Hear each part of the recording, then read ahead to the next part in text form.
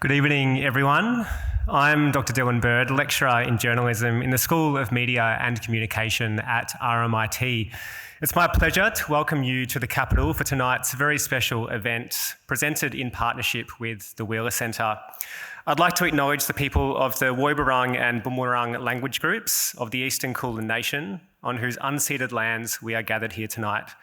We respectfully acknowledge their ancestors and elders, past and present. I would also like to acknowledge any Aboriginal and Torres Strait Islander people who may be in the audience with us here tonight.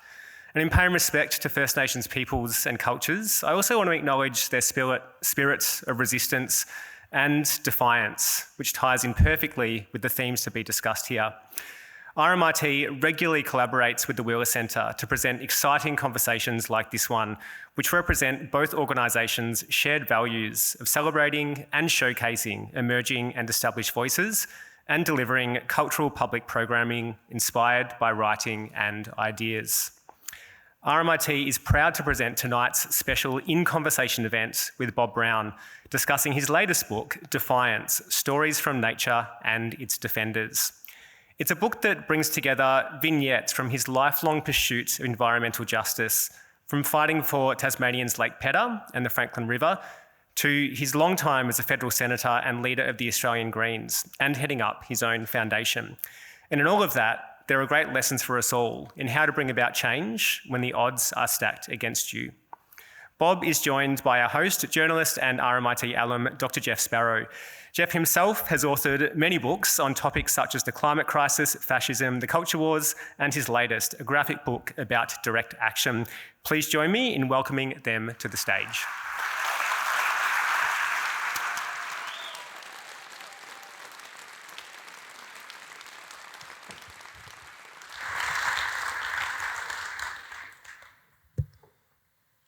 Good evening and welcome to this session at the Wheeler Centre. As you heard, my name is Jeff Sparrow and I will be facilitating for this evening's event. The shenanigans on stage will be taking place for about 45 minutes and then there will be time for your questions. There's a QR code, I think, up on the screen. So if a thought crosses your mind, fire it off as a question and we will get to it in due course. I would like to acknowledge that we are meeting on the traditional lands of the Wurundjeri Woiwurrung people of the Kulin Nation and acknowledge their ongoing struggle for justice. Now to the business at hand. Our guest, I'm sure, needs very little in the way of introduction, particularly to this crowd. He was born and educated in rural New South Wales, where he trained initially as a doctor before becoming involved in crucial environmental struggles in Tasmania. He was elected to the Tasmanian Parliament in 1983 and then to the Federal Senate in 1996. After his retirement from parliamentary politics, he became involved in the Bob Brown Foundation, which we may talk about a little bit later on. He lives with his partner Paul in Tasmania, where he is a writer and a photographer. His most recent book, which we'll be focusing on this evening, is entitled Defiance. Please join me in making very welcome Mr. Bob Brown. Thanks, Jeff. Good to be here. Thank you very much. All right, Bob, your most recent book is entitled Defiance. What are you calling upon your readers to defy? The destruction of the life system on the planet. And Jeff, it's coming much faster than I ever thought could happen.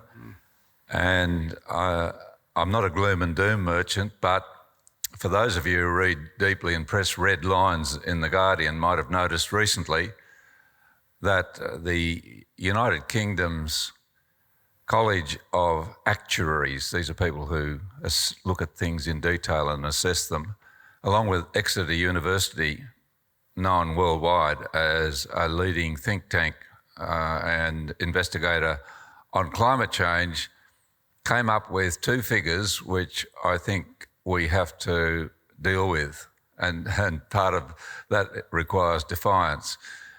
They've assessed that if the current global warming at 1.5 degrees goes to 2 degrees, by 2050, and it's going to overshoot that. And that means that babies now will be 25. So this is the next generation. Then there will be a 25% collapse of global product of the economy, and 2 billion people dead. And if it continues on current rates, double those figures, 50% collapse by the end of the century and 4 billion dead. Now you can go and look at that report and make of it what you will.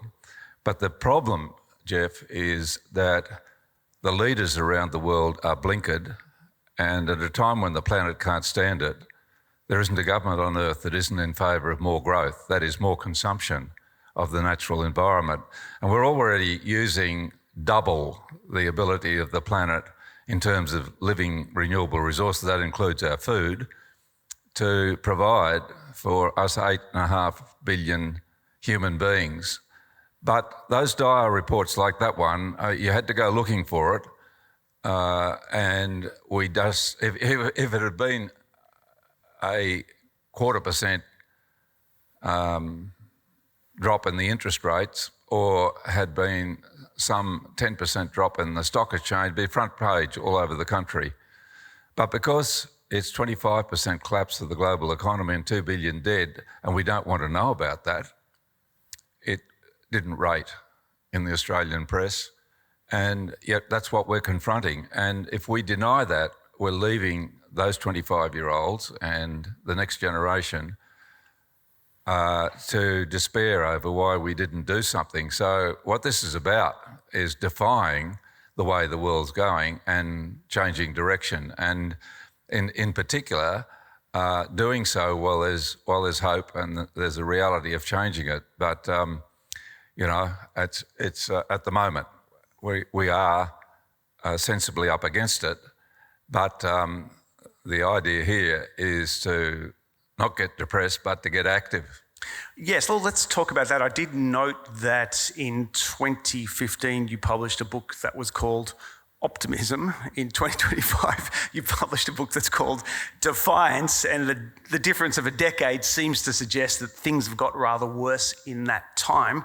How then, in the context of 2025, do we maintain a level of optimism to go with our defiance? It's a good question, Jeff, and if I have a third book, and I won't, but it would be called, Optimism, Defiance and Kindness. But I think I might bring the book out and just have kindness written on every page, be kind. But, we've got the world run by unempathetic bullies like Donald Trump and Netanyahu and Modi and Xi and co, Putin. And we've got to get past this age of having people who don't understand what is going on, don't want to. They're intelligent enough, they have no excuse, to get in good-hearted people, and that's going to be the trick, is to get strong leadership from people who do believe in kindness and do believe in making sure our next generation is looked after, as well as our fellow species on this planet. So it's a touch point, but I refer to the Franklin campaign. And in May 1982, I, with fellow candidates, stood to save the Franklin in the Tasmanian elections, and we all lost our seats. None of us got there, except for Norm Sanders, who, the wonderful Democrat, first environmentalist in the Tasmanian Parliament. He's the fellow that said, Tasmanian politicians don't take bribes. They don't have the brains to put their hands out. And he's still, I might even see him when we go to Bangalow in a couple of nights' time, because he's still up there and in full flight. But we lost that election. In came Premier Grey and sent the bulldozers into the Franklin Valley. All three newspapers in Tasmania were pro-dam. So were the unions. So was big business. The churches were silent. We went to Canberra and Malcolm Fraser said, go back, it's a state issue. We had a go in the High Court and they threw it out. That's the first time around. So it looked completely hopeless, and we held a get-together under the walnut tree at Liffey, because it was in central Tasmania, and to work out whether we just should abandon it. But we decided while there was life, there was hope. And one mother came up to me and said, "Bob, you can't be doing this because you're leading people into a miserable, obvious failure." And that rattled me. Just a few weeks before, I'd been in Newcastle at a meeting and on the Franklin River. And afterwards, a young woman came up and said, "Dr. Brown, I just wanted to touch your coat." And I felt this terrible feeling, Jonestown had occurred, not before that, about how easy it is to mislead a lot of people if you want to, and whether really this was leading people into despair just because you wanted the river saved, not because it could be saved. But then we orchestrated and had the blockade with people all over this country training for it. 6,000 went down there, 500 ended up in jail. And through that, on the television, the rivers got to speak for themselves and people voted the government out, and in came the Hawke government. And 18 months after that moment of utter despair, the Franklin River was saved. And that's a cameo for what can happen with the planet. And it is a case of we mustn't give up on that. So for those who haven't read it, the book is a series of vignettes or short chapters. And I must say, when I was reading it, I was struck by almost every second or third chapter ends up, and then I was arrested. So I wanted to talk about that because in some respects, I think the book is a kind of, manual for what we might call direct action. So can you perhaps talk a little bit about that? When is direct action justified and necessary, and what conditions make it effective?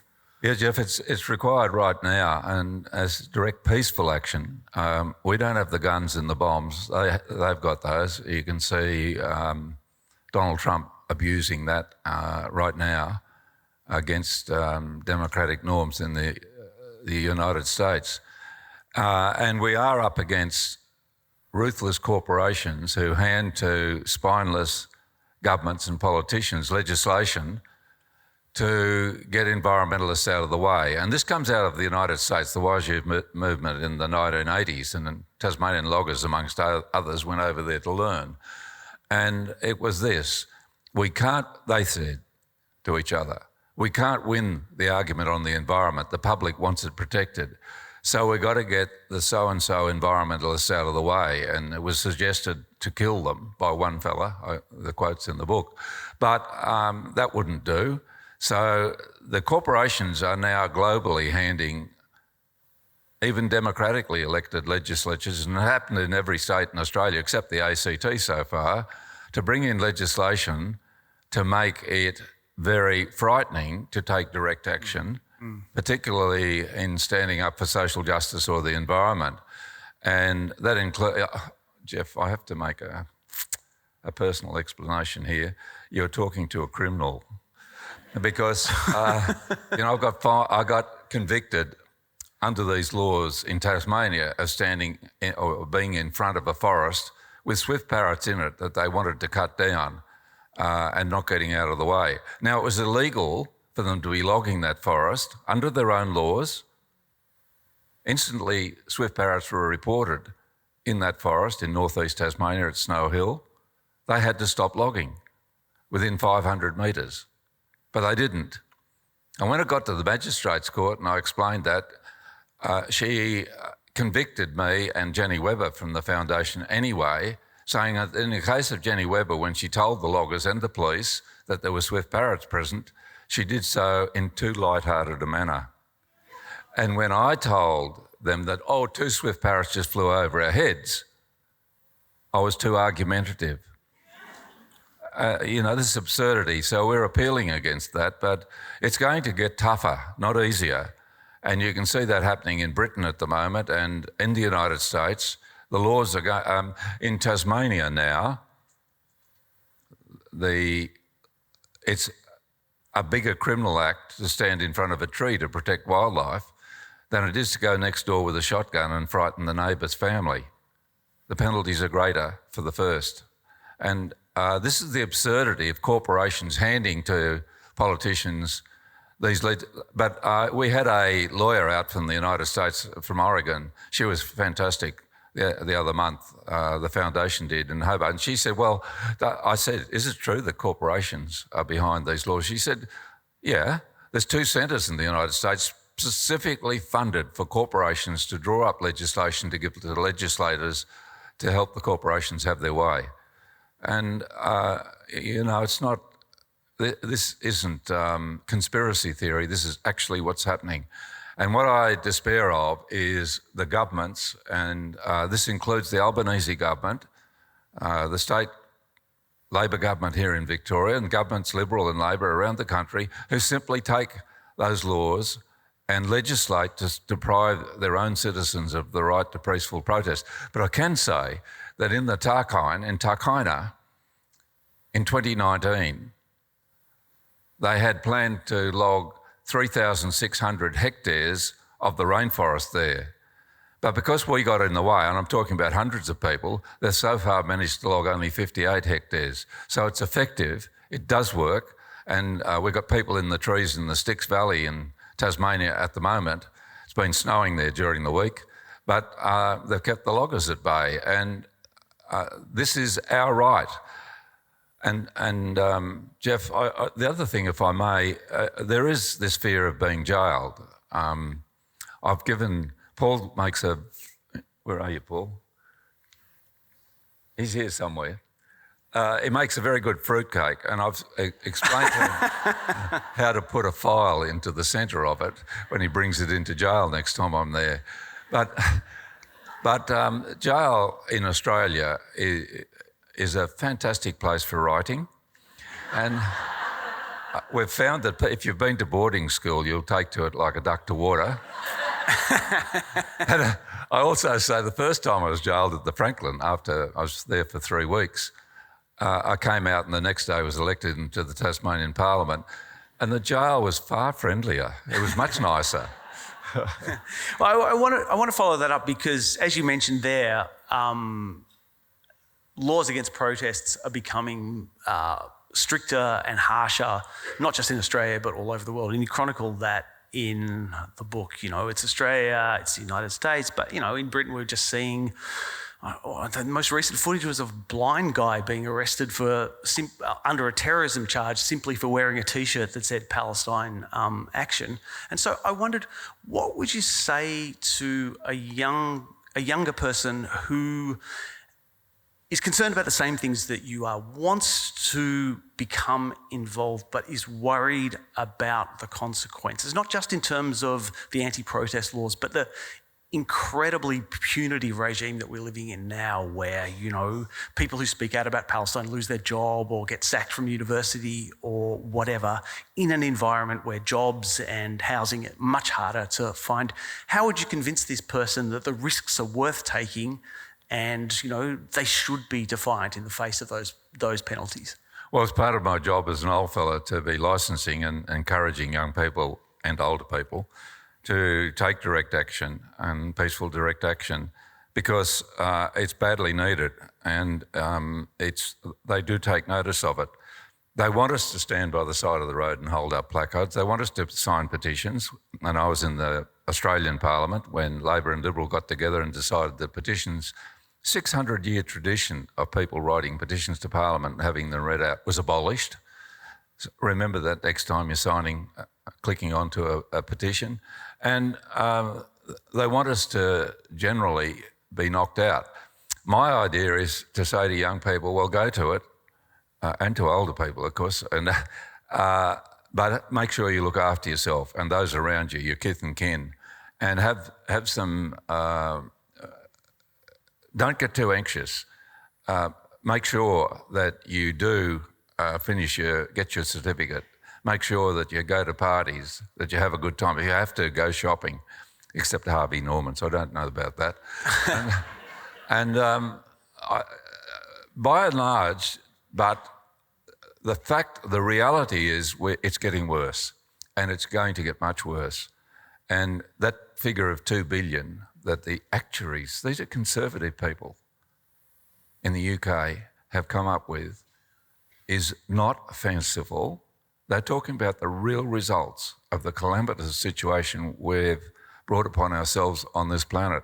Now, when you think about that, does it matter if you're arrested and have your name put on somebody's charge sheet? Sure. I was in Dallas Airport years ago. I haven't been overseas for a few years now, but the man pulled me up. Paul and I were coming back from something, and he said, "You've got a criminal record, Mr. Brown. What's that for?"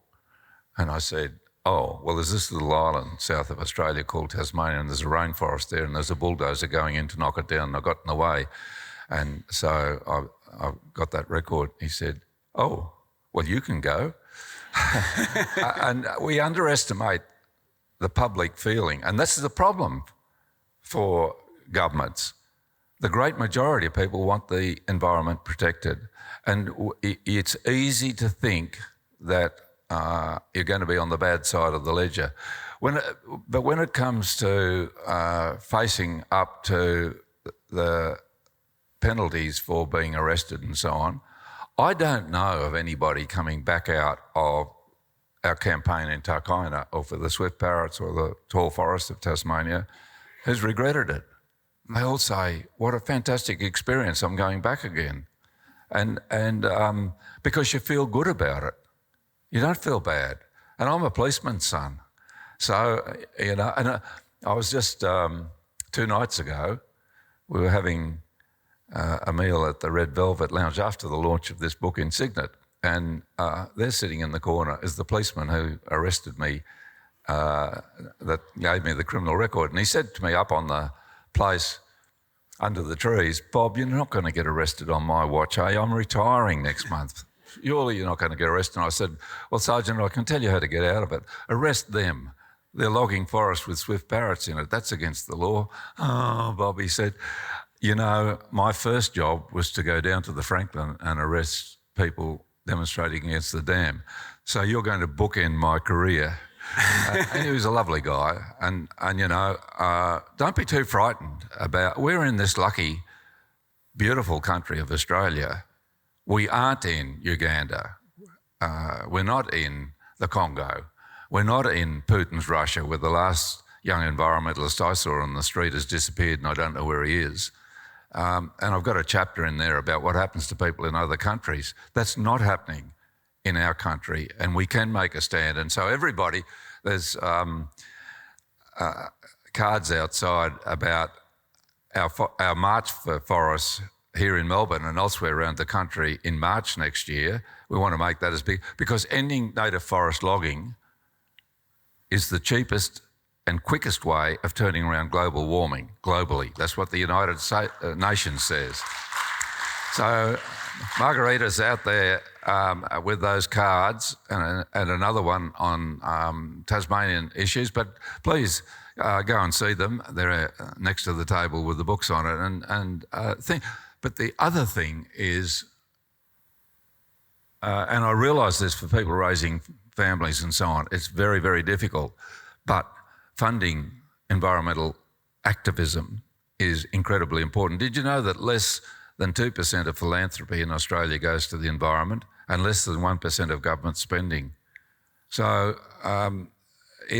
fortunately, our foundation is growing in leaps and bounds, and we're very grateful to people for that. And Bill Pheasant, our fundraiser, is here with us tonight. But it's a great feeling to be able to fund people who are able to do what you can't do yourself.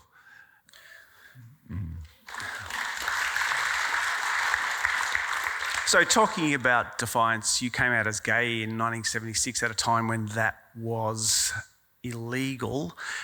How did that compare on a personal level from the civil disobedience you were doing on other actions? Was it more terrifying, more exhilarating? Much more, yeah. That was terrifying, because back then they just abolished hanging for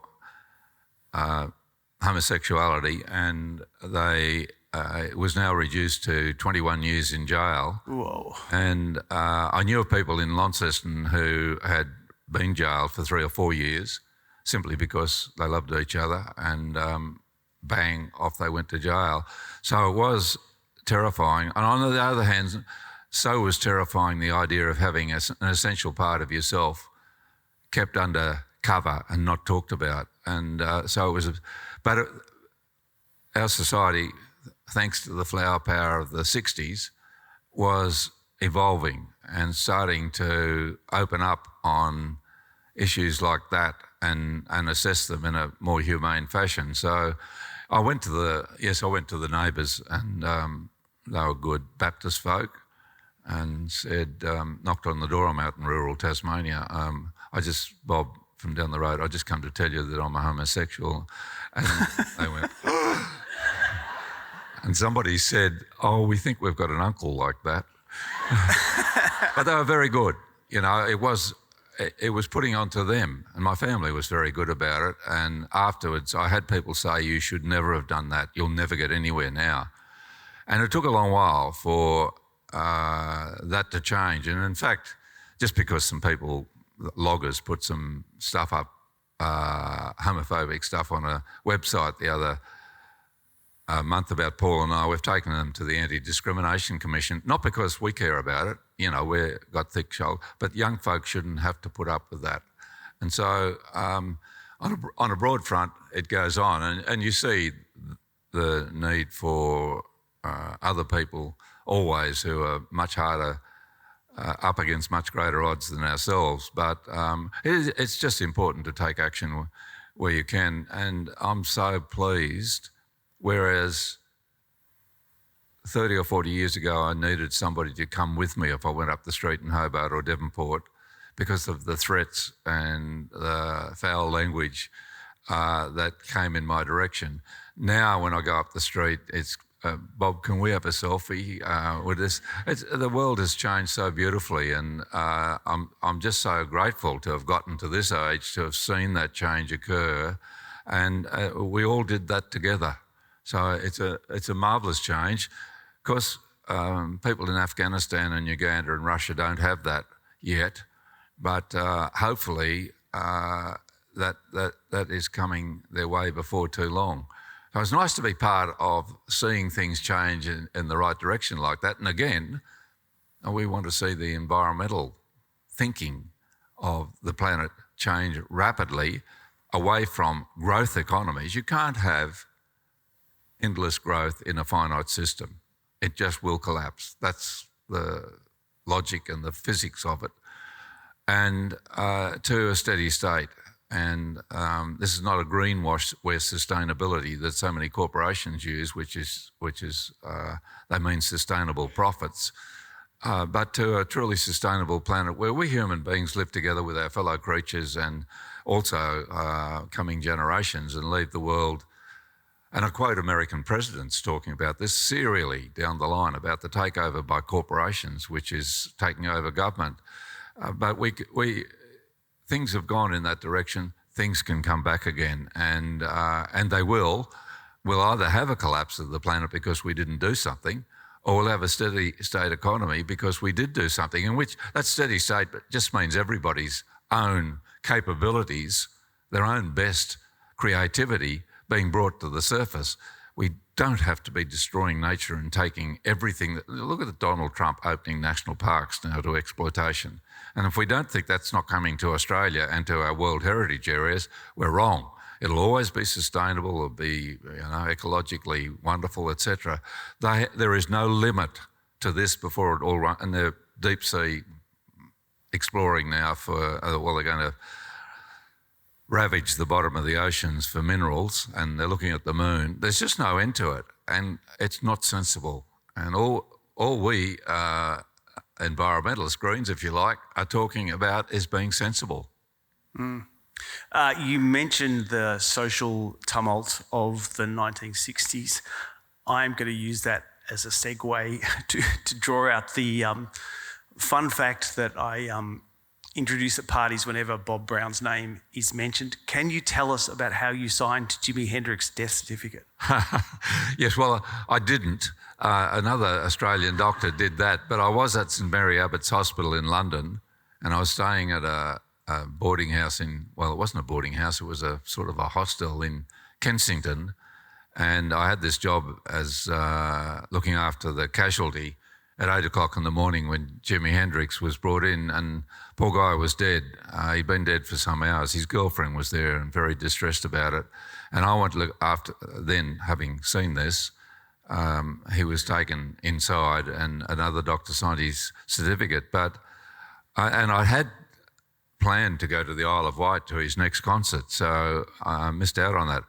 Jimmy was only 27, but he was a phenomenal intellect.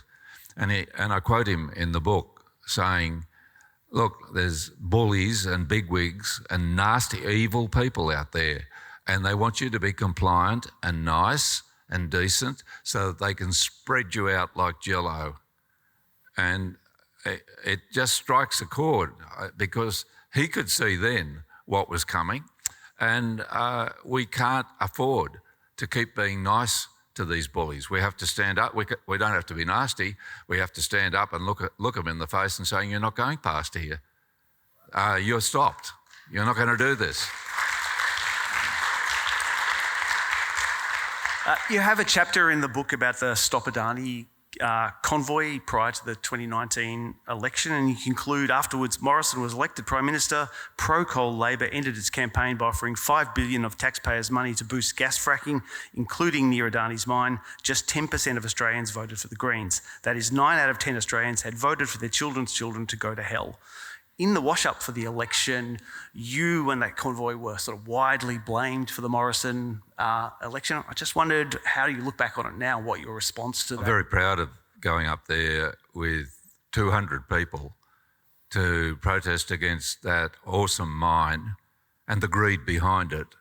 And The Guardian, again, reported quite recently that despite making billions out of getting the coal out of that Aboriginal land, which the people didn't want, Adani hasn't paid a cent in tax, corporate tax, to the Australian Exchequer. And yet the ABC again predicted before the mine went ahead that billions would go into the Cayman Islands to an account there from which he could draw what he wanted to. What is this? And so going up there and being spat on and vilified and cursed and so on was minor compared to the crime that was being committed in that mine, endorsed by both big political parties. And it is extraordinary that we've now got, after Morrison, who handed out his lump of coal, or took his lump of coal into Parliament. That broke the rules too, by the way. But, and he had it lacquered first so he wouldn't get his hands black before he handed it to Barnaby Joyce. And if you want to, go and look at the ScoMo song, which we got out at the time, which takes on his holiday in Hawaii while Australia was burning. But that aside, and he's in thick with Donald Trump now. That's our last Prime Minister. But the current Prime Minister has endorsed the opening or expansion of 25 coal mines. Murray Watt, the new Minister for the Environment from Queensland, went across to Western Australia to endorse gas fracking by Woodside. He'd been to see the Woodside CEO, and he went to see the Labor Premier of Western Australia and other mining CEOs, but refused to see the Save Our Songlines, Raylene Cooper, and Aboriginal people who wanted the world's biggest art site, rock art site, at 1 million rock etchings going back over 50,000. It is astonishing. If you ever go to Karratha, go and have a look. And here they are being licensed to put more acid out over the top of these fragile etchings, the world's greatest rock art site. And Murray Watt wouldn't speak to the people who were defending it most. And so a fortnight ago, he sent us a letter, my foundation, saying he didn't have time to see us.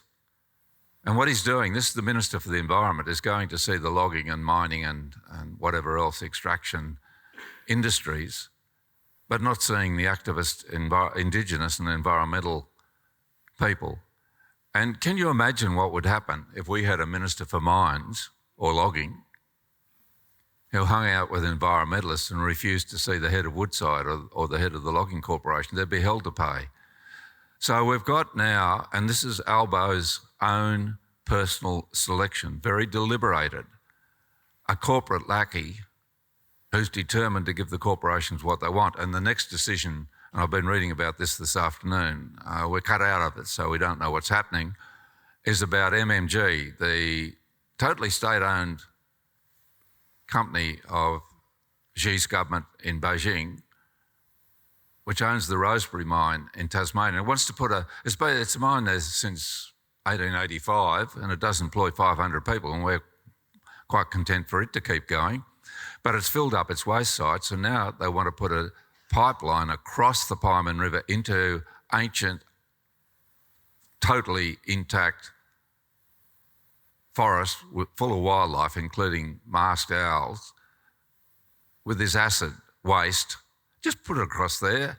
It'll kill everything in the area it occupies, and they've got two perfectly good options next door on their own side of the river, including a mine 10 kilometres away. This is Bluestone's mine at Renison, which is itself building a new waste storage facility outside the Tarkine, which can take all the waste of every mine in Western Tasmania, and that includes MMG. Now, if Murray Watt doesn't direct them to take their pipeline in that direction, it'll be the most obnoxious and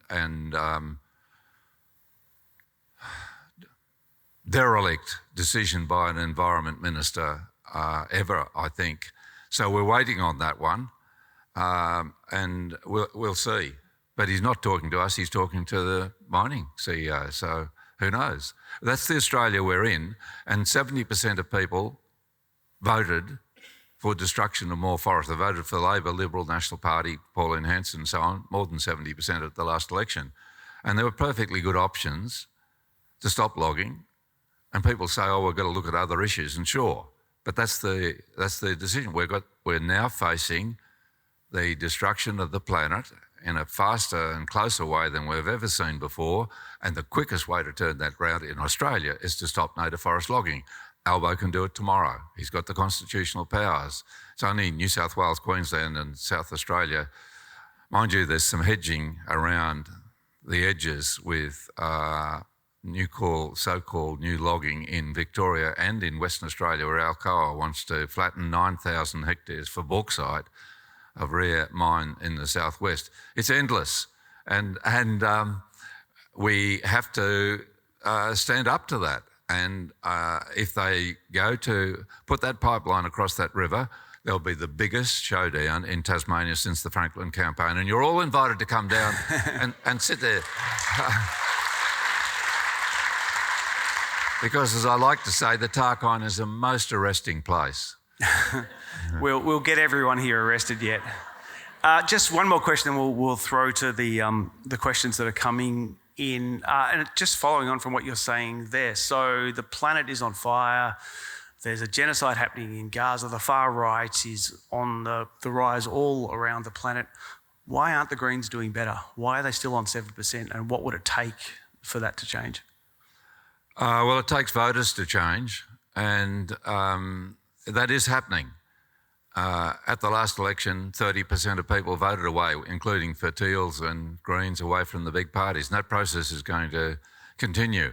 In the recent Tasmanian election, 3 strong independents joined a contingent of 5 Greens in the lower house, and it's changed. People say the makeup of the lower house effectively didn't alter. Oh, yes, it did.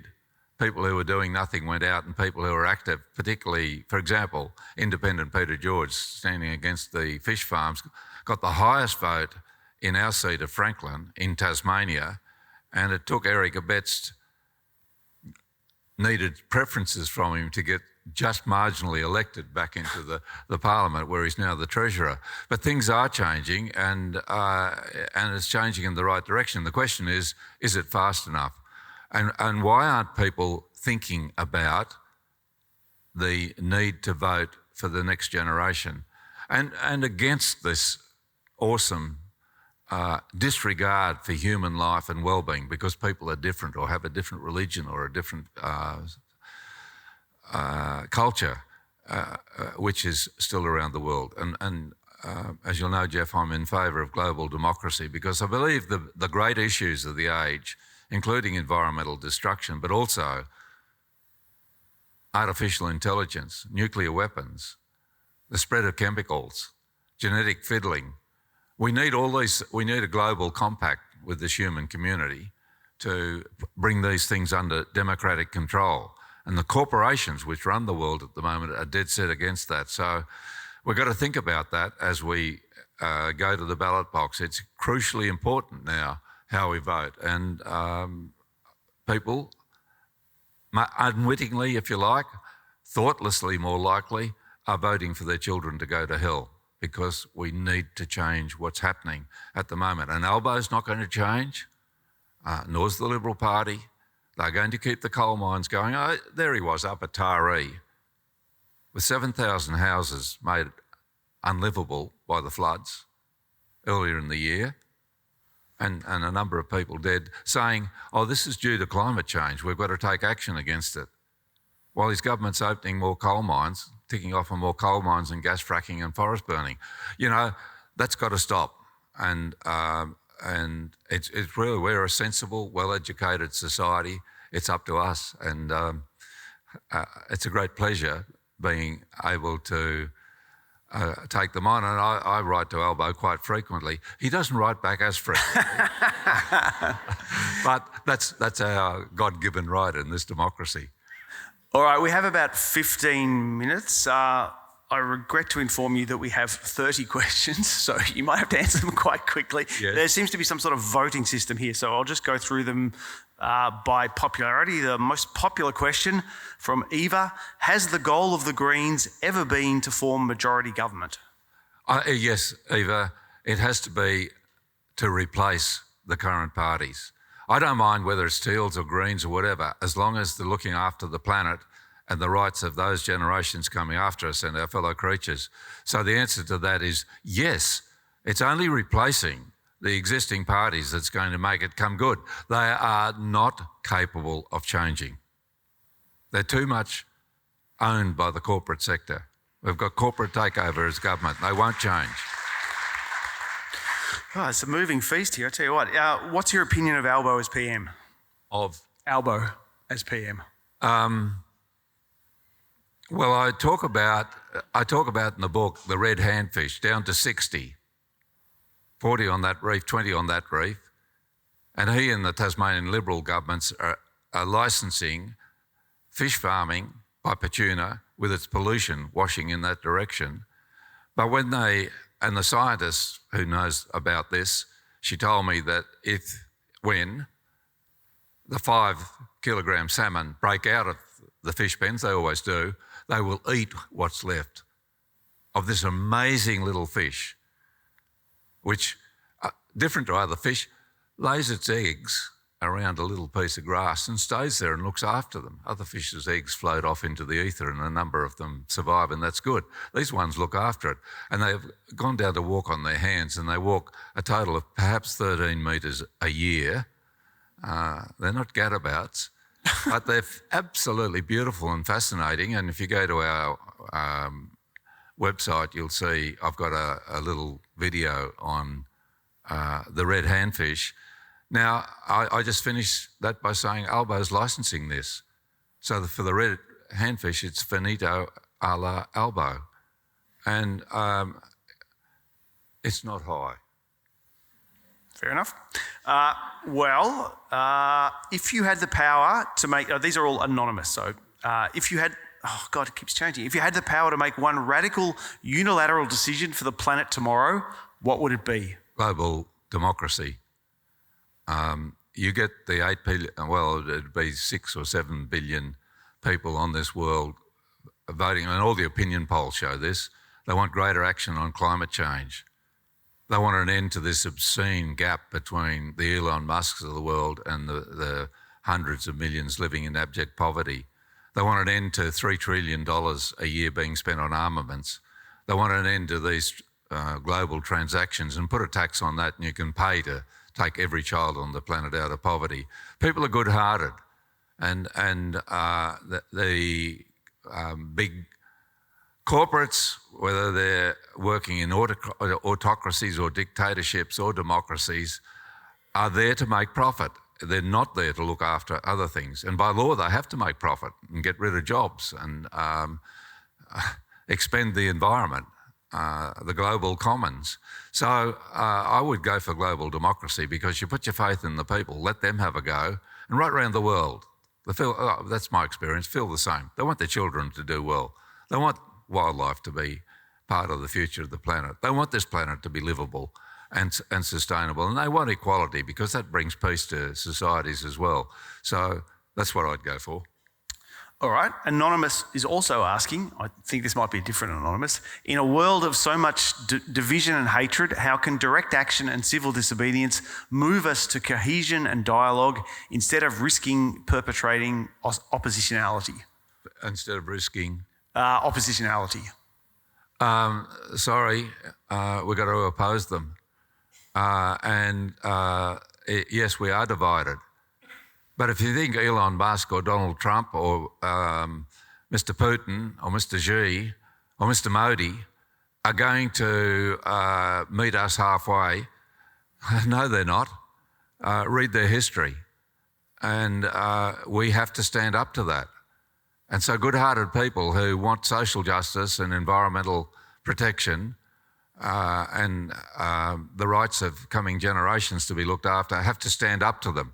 And the age of being nice and civil and saying, I want to talk with you about that, and I already said Mr. Watt and Mr. Albanese are not talking with us anyway, because they can't hold a conversation on what's happening to the environment in Tasmania or anywhere else. So we don't want violence. We don't need that. If they keep locking us up, that's what they'll get. But we need to meet them on equal terms. And that means taking them on in debate, in the public arena, in the internet, in the street.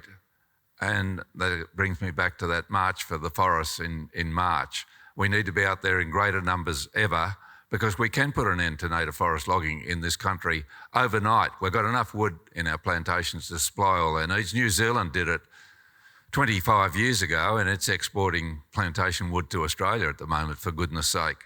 And so we'll protect our wildlife while we're at it. But it's no longer a case of let's talk this out. They're not for talking, they're for locking us up. And we have to be able to say, well, we're not going to put up with that. We're going to take you on everywhere we can, decently, reasonably. But I tell you what, the argument is with us. You ask the next generation in your mind's eye and see whose side the whole population of the world in the future is going to be with. And you look at those disastrous figures I talked about earlier on.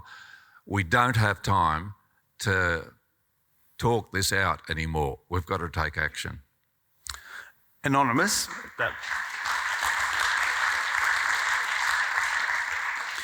Anonymous, a different Anonymous, I should imagine, says, Bob, who are you voting for in the 2025 Guardian Bird of the Year and why? Well, I actually nominated the spotted pardalote. It's got a little, because I was walking along past a little bit of the woodland next to the beach that Paul actually bought and saved some years ago, and I heard this bird repeatedly almost screeching, and here it is, this tiny little bird, and it's got white spots on its black top, it's got a red backside, it's got this beautiful golden chest and colours in it. This tiny little pardalote, most beautiful thing I'd ever laid eyes on, and it's doing quite well at the moment. I think, however, it's not facing extinction, and maybe Boden's cockatoo there in Western Australia, which is facing extinction because Alcoa is being licensed by the West Australian government at the behest of Murray Watt and Albo to flatten 9,000 hectares more of the woodlands they depend upon. Come on. So my heart is with Baudin's cockatoo. All right, Brianna Kerr asks, acknowledging you are speaking to the choir right now, how do we mainstream environmentalists broaden the self-image of what it means to be pro-nature? Well, by taking action. And next time you're having a cup of coffee, just say, did you know that by 25 years from now, they're predicting 2 billion people dead and a 25% collapse in the economy because of climate change? And did you know that Labor's authorising more coal mines and burning of forests? It's a conversation stopper. But that's our obligation to do just that. And if we're not, we're failing ourselves and the coming generation. Mind you, as I said earlier on, I'm with Emma Goldman, the revolutionary from the getting women out of sweatshops in Chicago, who said 100 years ago, I don't want your revolution if I can't dance. So you've got to have a bit of fun. And one of those things is having a joke at the expense of these bigwigs and so on. And there's lots of that around. Pass that around and read First Dog on the Moon. All right, I might be able to fold two questions into one. Someone's asking about, are there any leaders on the world stage who you believe embody impressive values? And someone else is asking, who are the leaders in Australia we should throw our support behind? So world leaders, but also Australian leaders. No, Bhutan has taken this gross national happiness as its rule rather than gross national prosperity. And that's to be admired greatly. And the leaders around the world, by and large, aren't in government. Although I did run into the Environment Minister in South Australia, I think early this year, if not late last year, and she's exceptional. She says it straight about the environment. She can't fix everything, but she stands up and speaks about the environment. And she's the Deputy Premier, and I don't want to cruel anybody's political career by speaking well of them, but there you go. And I'll be catching up with Larissa Waters in a couple of days' time, and I caught up with Ellen, the leader of the Greens here. Paul and I had dinner with her and her husband last night, and they're good people doing what they can, but up against a lot of brutishness. So let's see. And again, don't forget to have a bit of fun along the way.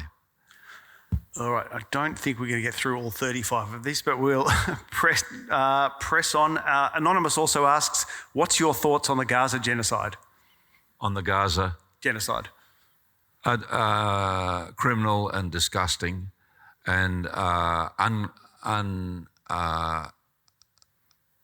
just feel that Israel has gone from having a reputation amongst nations to having now in its history a black and terrible time from which there'll be never any recovery, and that the world has been so compliant about the destruction. I saw a mother talking about her son running away from soldiers after he'd been playing soccer. This is a 16-year-old who wanted to be in the World Cup, shot in the back as he was running up the street. Now, you've seen the stories of the children and mothers and fathers and doctors and 280-something journalists quite deliberately sought out and killed. It is a global crime, and time will catch up with it, but that won't bring those people back. There was no need for this.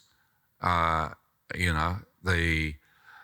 October the 7th, and here we are on the anniversary, was disgusting and unforgivable. But what's happened since then is a crime that humanity will never quite get over.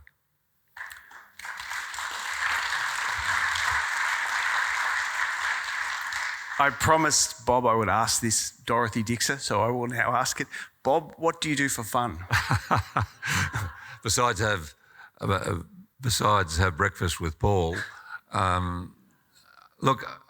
lots of things like making little videos with songs and things, but I read a plaque on a wall in Hobart while I was in the Senate, and it said, Madam Amy Sherwin sang in this hall. So I went and looked her up. And the result of this is that at the moment in Carrara in Italy, we have Peter Skipper, the finest sculptor in Australia in marble, putting the finishing touches to a marble statue of Amy Sherwin. And it's going to be the only named statue of a woman and the only marble statue in Hobart. The current ones are all men. And Amy ran into an Italian opera company, I'm going to shorten this, in Hobart in 1878. A month later, she sang in the Melbourne Opera House. Did you know there was such a thing? It was a three-tiered, beautiful opera house, and brought the house down. And she sang Lucia di Lammermoor in Italian, which no Australian had ever done before. And there was Bravo, Tasmania broke out in the theatre, and it says there was never a more hearty scene in any theatre in the world. She went to Sydney, to New Zealand, to San Francisco, then to Boston. She had a theatre named after her there. She went to Covent Garden. She had a performance before the Tsar of Russia. She sang in Berlin and Vienna. And in America, at the Petersburg Festival, she sang Lo the Lovely Lark with a flute accompaniment. And it says, there's reviews about her all over the place. The crowd at once burst into applause and surged forward, and hats were thrown in the air, and the roar of the crowd resounded through the theatre, and gloves were broken in bursts of applause as encore after encore after encore. Amy was just before Melba, and she didn't have the phonograph, and she's been wiped out of history. Oh, what a good person. She lived to 80. She died a pauper in London and was buried in a pauper's grave, and we're going to fix that up too. But Amy's coming back. On the 15th February, that statue is going to be unveiled in Hobart. And we're going to have she was a fantastic spirit, a beautiful person who gave all the goods away, basically. So Amy Sherwin, inspires me. And it's just, we got a great committee going. We need another 100,000 if anybody wants to help out there. But it's a great project, and it's going to be inspiring for people for centuries to come, that little statue. So come to Hobart on February the 15th if you can. Watch out for it. There'll be advertising about Amy Sherwin. And go and look up the Amy Sherwin Fund if you want to enjoy seeing this diva who took the Taylor Swift of the 1870s. All right, I think that might be a cheery note on which to end after some pretty heavy material.